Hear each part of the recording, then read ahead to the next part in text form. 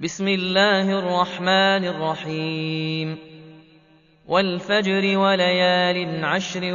والشفع والوتر والليل إذا يسر هل في ذلك قسم لذي حجر ألم تر كيف فعل ربك بعاد إرم ذات العماد التي لم يخلق مثلها في البلاد وثمود الذين جابوا الصخر بالواد وفرعون ذي الأوتاد الذين طغوا في البلاد فأكثروا فيها الفساد فصب عليهم ربك سوط عذاب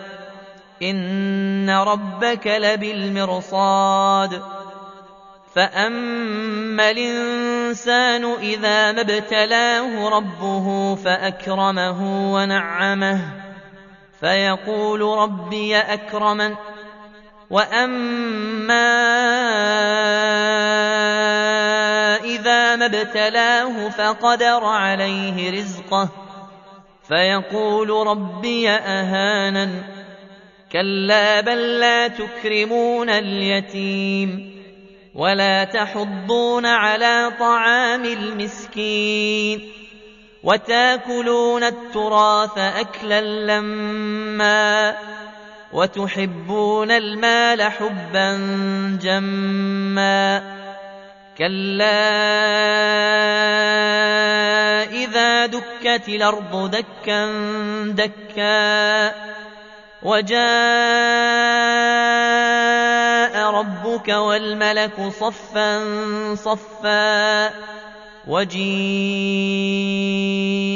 يومئذ بجهنم يومئذ يتذكر الإنسان وأنى له الذكرى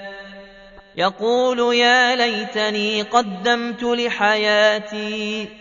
فيومئذ لا يعذب عذابه أحد ولا يوثق وثاقه أحد يا أيتها النفس المطمئنة ارجعي إلى ربك راضية مرضية فادخلي في عبادي وادخلي جنتي